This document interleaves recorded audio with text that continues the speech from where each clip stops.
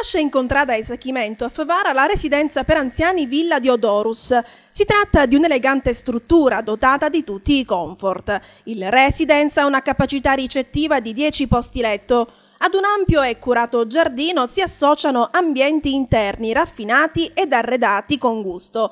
La struttura, dotata di personale sanitario specializzato, è già attiva. A breve, spiegano i 9 soci fondatori, altri centri sorgeranno nelle città di Licata e Sciacca. La struttura si rivolge ad una tipologia di anziani. Villa Diodorus ad oggi sta sperimentando per la prima volta in provincia di Agrigento un nuovo tipo di assistenza agli anziani, un'assistenza continua che deve amalgamare quello che sono i fabbisogni strutturali e i fabbisogni organizzativi. Speriamo che questo progetto, che già ve ne sono in cantiere anche altri in altre città dislocate sulla provincia di Agrigento, questo è il primo che inauguriamo e a breve ci saranno anche le altre inaugurazioni, presto ne nascerà un altro a Sciacca e un altro a Licata.